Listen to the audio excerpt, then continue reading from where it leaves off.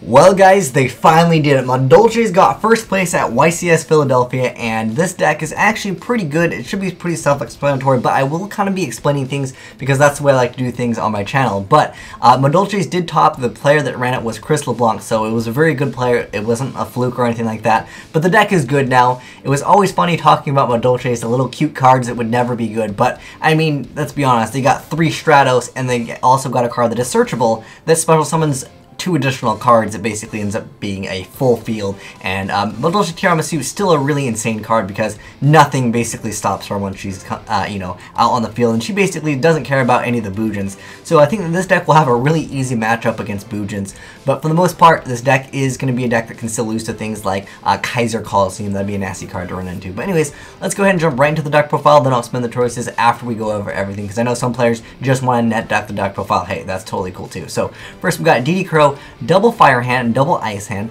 3 Angeli, 3 Hoot Cake, 3 Mageline, 3 Messengelado, 3 Mufel, 3 Maxi, 2 double summons, 2 Chateau, 1 Ticket, 1 Mystical Space Typhoon, 1 Compulse, 2 Dimensional Prison, 1 MADOLCHE Palooza, 2 Phoenix Wing Wind Blast, 1 Torrential Tribute, 1 Solemn Warning, 1 Bottomless Trap Hole, 2 Breakthrough Skills. For the side deck, he has another DeeDee Crow, 2 Fire and Ice Hands, 1 Swift Scarecrow, 1 Dark Hole, 2 Mystical Space Typhoons, triple Black Horn of Heaven, double Debunk, double Needle Sealing, and Soul Drain. For his extra deck, he's running Abyss Dweller, Diamond Direwolf, Excite Knight, Gaga Cowboy, Alucard, Levier, MX Invoker, 2 Tiramisu, 2 101, 1 number 3 Ragna 0, best XYZ, and then we got number 50 Black Strip of Corn, and Tempo, and lastly Zen Mains. Now let's go ahead and talk a little bit about it, because anyone can do a deck profile, but I kind of want to talk a little bit more about the deck. I mean, it should be kind of self-explanatory, but if you guys don't know, the basic combo in the deck is basically, all you really need to do is normal summon Angeli, and you can basically spam the board. Whether you are going to normal summon this card over here, well, basically when this card is normal summon, you can special summon the Angeli. That's all you really need to do. If you open up with Angeli, you can go off and still kind of put up a board so you don't leave yourself blank, because there's so many decks in Yu-Gi-Oh! Which just OTK, so if you don't happen to have anything, you can go ahead and just go normal summon Angeli, tribute itself, special summon Hoot Cake, then banish, and then you can special summon another monster. Usually it would be something like Messengelado, and then you'd be able to add the field spell, and then if anything goes wrong, everything gets added back to your hand, because the MADOLCHE monsters, if they would be returned to the deck by an effect of a MADOLCHE monster, you can add it to your hand instead. And all of the MADOLCHE monsters, instead of going to the graveyard, unless you go for an XYZ summon and you detach them as material, they'll be going back to your hand essentially when you have Chateau on the field. And if you have Ticket, you can actually special summon a monster or add one. It becomes really nasty. I mean, the deck is really, really fast, because I mean, if you open up with Mageline, basically next turn, if you happen to have Angeli or the cat in your hand, you basically have OTK. Like, if you summon this card and you add whatever, basically this and this is game in most situations. Obviously, if your opponent has anything to stop it, if you happen to have the field spell, you just add it back to your hand, and the next turn you just go for it again anyways. Now, what I really like about his build is he incorporated double summon, because so many times in this deck, you'll try to go for a play, and if it gets disrupted, you don't have any more options. Kind of like Black Wings, kind of like Six Samurais, you get rid of the first summon, that's it. There's no more other plays. So it's good to see that he kind of has like a rebuttal play. And also what's interesting, there's only 1 Mystical Space Typhoon. One card that would really wreck this deck, and it would still wreck this, even this build, because I'd say the only things that really stop would be these 3 cards right here, and as well as Fire and Ice Hand. I think that's why he played those instead of playing Mystical Space Typhoon, because these can net you much more advantages than a Mystical Space Typhoon. Kaiser Coliseum, because for the most part, this should, like I said, have an easy matchup against Boojins, unless they have Kaiser Coliseum, because at that point you can't make Tiramisu, you can't bounce back the Yamato and just, basically flood your board with everything. And then there are a lot of builds that don't play any traps also. In the Boojins, they rely off of Decree, because they want to stop everything that you can do as well. Well, they already kind of do that in a sense when they play for their playstyle. But I think that that's why he actually decided to go for the Fire and Ice Hands. And I like how he still side decked the other 2, just because against certain decks, like for example Needle Sealing can actually wreck MADOLCHE's a little bit, especially because they want to spam the board with a bunch of stuff. And if you stop them from one play, they're going to be able to do it again next turn, kind of like almost like dragons. If you guys remember dragons, like if you stop their play, they're just going to bring out a bunch of stuff next turn, and they usually won't do it that turn because they've exhausted their resources. They're just going to do it again next turn, and that's one thing with MADOLCHE's that makes it so good is that they don't really lose any advantage as long as they have Chateau. Like, they throw down Chateau, they go for all their summons. If you stop anything, especially if you stop it early on before they go for any XYZs, you're going to run into, you know, that situation where if you don't OTK them next turn, they're just going to do the exact same thing that they already did to you, because everything just goes right back to their hands. So the deck is pretty nasty to run into.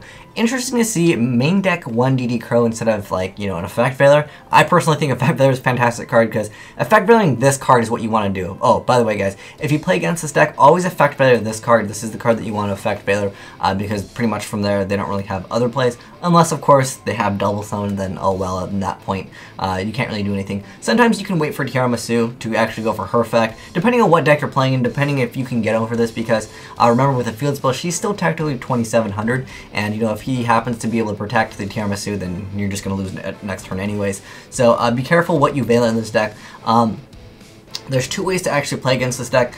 Because they have 3 Magdalenes, one problem that I've ran into is sometimes when they go for Magdalene, if you don't Effect Veiler, you're going to lose next turn. But even if you do Effect Veiler, they already have, you know, other cards, and sometimes they'll just throw down the ticket anyways, or they'll throw down this, and they'll just be able to have Magdalene next turn anyway. So that's one thing that's you have to be aware when you play against this deck, is it's going to be very aggressive, and even if you stop their play, they're just going to do it again next turn. So that's a really nasty thing to run into. There's also this card, which basically is another alt win condition for the deck, almost like a return for the different dimension for this deck, because if you stop their plays, it's just another play where it's like, oh, let me just spam the board, and then, you know, game you from there. As far as his side deck to talk about, I don't really think there's anything that we need to talk about, other than, like, I like how there's a random Swift Scarecrow, perhaps against, you know, random other, you know, MADOLCHEs, or I would say more random other decks. I think MADOLCHE is a pretty popular deck now, because this card is actually kind of expensive. Look at that, low $48, that's insane. But no Void Trap, Trick Trap Pull on here. Personally, I like I said in the video, I prefer Black Horn of Heaven. I like this card just much better because it's less conditional, in a sense, because sometimes they go for monsters like, for example, what is that, Gaia? The force of the earth. There's some, like, normals, there's random stuff that people pull out that you would rather have Black Horn of Heaven against. You know, Gemnite Pearl would be a card that you couldn't you couldn't get rid of with that card. But, you know, Black Horn of Heaven can get the job done for the most part. This is a fantastic card in most side decks, anyways, against, you know, OTK oriented decks. But I don't think there's anything that's, you know, too random. I like how there's number 103. This kind of seems random, but, you know, I guess against Fire Fist it's okay because it's, you know, during either player's turn. It lets you draw too. I like this card a lot, but for the most part, you'll be making this card 99% of the time. But this card's also pretty good. But yeah, this deck is definitely not a budget deck, but it's definitely a deck that you have to watch out for. And I would say if you have problems against MADOLCHEs, is if you throw up Vandy's Emptiness, they can really lose hard. They have very few plays that they can actually make in their deck. I know they happen to have, you know, a big beaters with the field spell, but for the most part, if you get out something relatively strong and you just don't attack, interesting to see 2D Prison over here instead of Mirror Force. I thought Mirror Force would have been a much better card, especially since I feel like dragons are still a thing. I mean, several of them did, you know, take places there. So D Prison, I guess, against certain things that like to prevent destruction. Perhaps, I don't know, this card just seems slow to me, but I mean, he already has Torrential Compulse and Bottomless, which are the faster trap cards in the game. But anyways, let me know, you guys, what you think of MADOLCHEs being basically a high tier deck now, because I honestly think they're a high tier deck right now. I mean, look at the price of Magdalene. I mean, everything in the deck was kind of expensive because they were cute and because people collected cards, but I think it's kind of cool to see, you know, Fire and Ice Hand mixed in as a tech card, because I thought, you know, a bunch of decks could just run the card, and you guys were like, no, Asian Eyes, you're wrong. And I'm like, no, guys, I think it's pretty viable, because, you know, they give you free advantage, and free advantage in Yu-Gi-Oh! Is always good, and they also prevent you kind of from getting OTK'd as long as there's something to pop for, you know, Ice Hand to actually get out the other monster. But anyways, yeah, MADOLCHEs won, and that's kind of cool. But, I mean, they did it because of Angeli. I mean, without Angeli, I don't think that Chris LeBlanc would have played the deck. But anyways, thanks for watching, guys. Have a great day. And I'll actually probably not play this deck because I've actually uploaded a bunch of videos already, me playing MADOLCHEs, and actually what I like is the TG build, because the TG builds can still OTK. The problem with MADOLCHEs, you'll actually run into this a lot, I figure I should mention this, is if you play this deck, you realize you'll be short of just a little bit of life points. A lot of times when you play this deck, you'll be just maybe 1,000 or something like that under from game, and that's what happens a lot. Oh, what's really cool is there's no upstart golem. I'm kind of glad on that.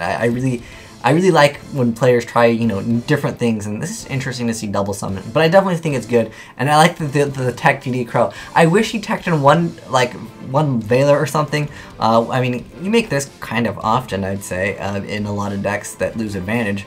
But for the most part, I wish he just teched a BLS in here for the lulz. But anyways, thanks for watching, guys. Have a great day. Azneyes signing out.